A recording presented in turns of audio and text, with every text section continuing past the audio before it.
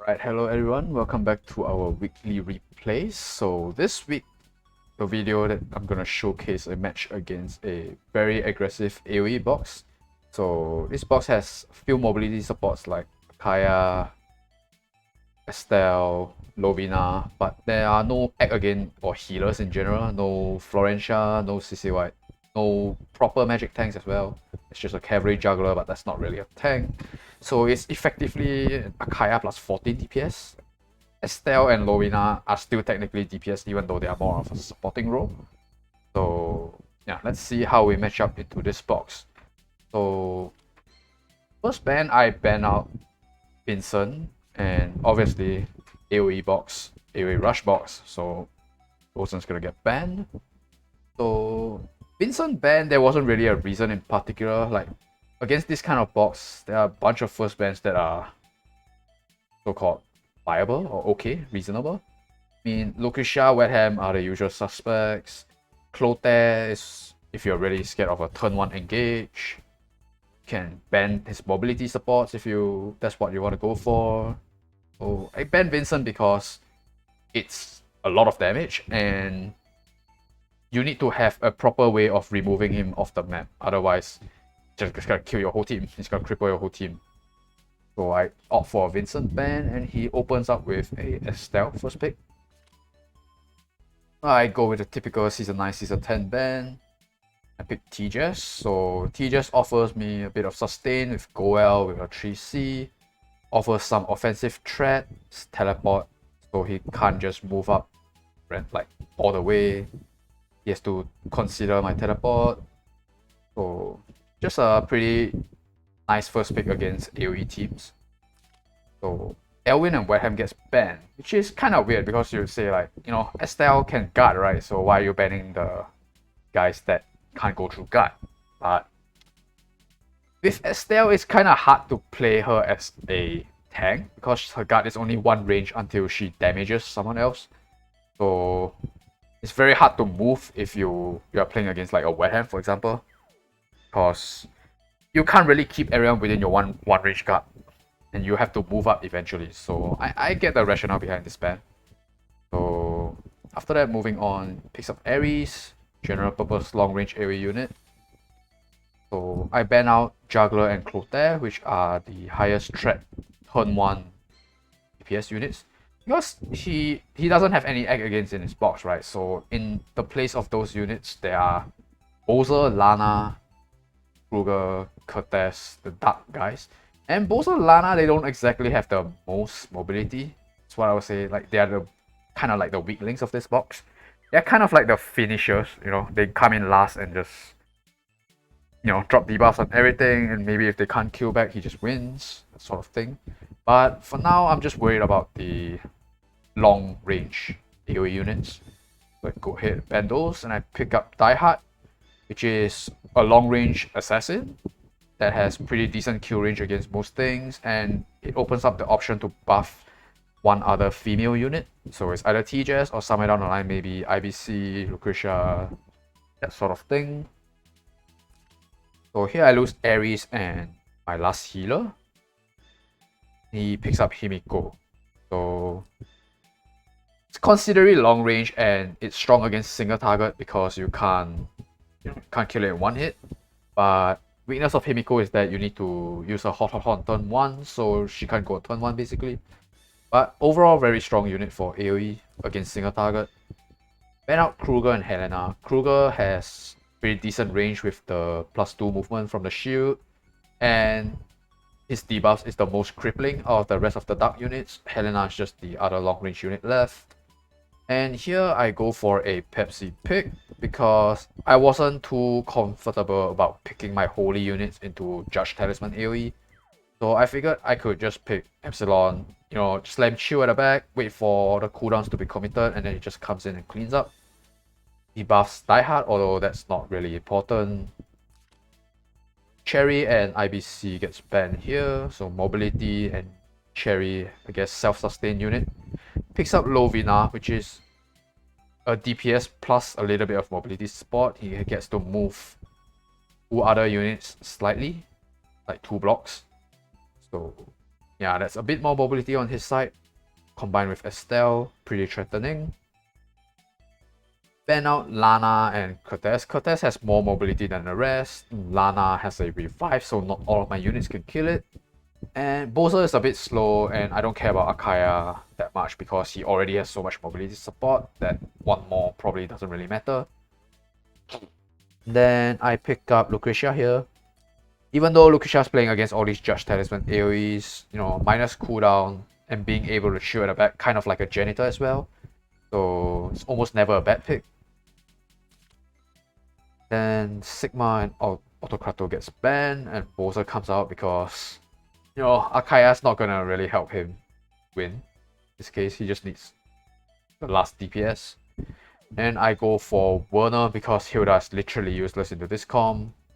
So just go with my final pick. Werner's not the greatest into AoE, but maybe he can still get one kill if he doesn't get too crippled. So we go as Seal, Wind Whisper, the Boots Bozo, Lovina with 2 AoEs, Estelle, regular. The rest of my team is pretty regular, 2 attacks Epsilon because the Shadows, is that called Shadow Sneak? I think it's called Shadow Sneak.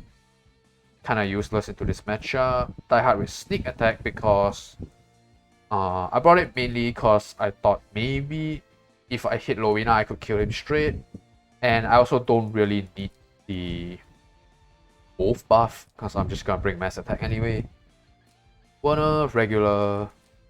Lucretia, Dark Reaper, and Heaven's Sanction just for chip damage because it's no healers. Yeah, I guess I didn't really mention, but second big Dieharte is because I noticed that his team has no healers, so the stun is pretty much guaranteed to go through, and he has no way of removing it. Yeah, let's just let it play out. Still buffs, mostly that's what happens all the time. I just start splitting up my team. Werner goes to the bottom. Himiko buffs up in front. Epsilon goes to the top. Bowser buffs. Bowser's no threat range in this game. Nice attack with Lucretia so I don't get randomly silenced. Here, he throws up his Estelle and Himiko. He throws Estelle up just for the sake of it, I think, because he can't really move the Ares up because Ares and Dieharte barely managed to zone each other. Actually, he could have, like, if the Bowser wasn't here, he could have thrown the Ares, like, here, and he would have threatened my Dieharte with Wind Whisper when I can't reach him, because I can only reach until here. So, if you count Wind Whisper, the corner tower of Wind Whisper, technically he has slightly more range, but otherwise, they match each other in range. So here, I throw in my Dieharte. So basically my idea was just gonna try hitting the Estelle and I want to stun the Himiko. Because Himiko is the most threatening unit, it's gonna reach through my entire backline next turn. Or it can just seal and just delete my Werner basically. So I just wanted to stun this guy. Because Lovina doesn't really reach my team, Bowser doesn't really reach my team, it's just an Ares. Doesn't really reach my team at this turn as well, and he's gonna be busy killing my Dieharte on this turn. So let's hit this, and this was a surprise because my original objective was just to stun the Himiko. So it's like outstanding move. I got what I bargained for. Yes, you can argue that the Estelle's HP is kind of low, but I think the main logic here is that Dieharte's 3C skill has assassin animation, so Dieharte is hitting the Sensi mercenaries, so his cavalry hitting the infantry, and then after that the mage will follow up and hit into Estelle's body, and Estelle's MDef is very low, so that's why he died. So, you know, we can turn on the animation and see what's going on exactly.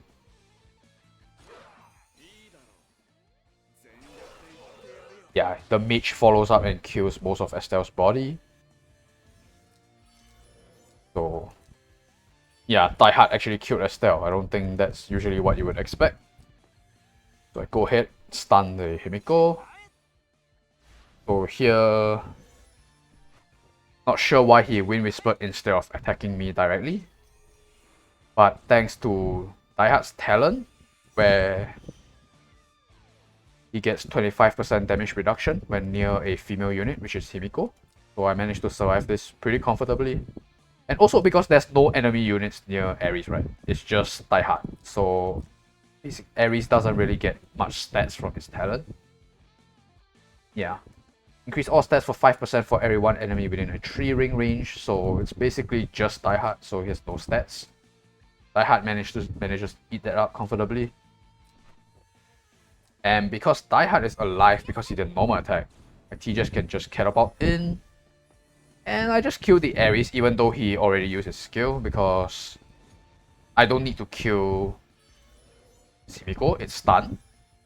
I can't kill Lovina because he has a revive, and I can't kill Bowser because Bowser is Bowser. Left too much. Bowser comes in, drops an AoE on 2 units. So here, I figured, you know what, why not try to get some extra value out of Dieharte before he dies, because I don't really see much point in running back.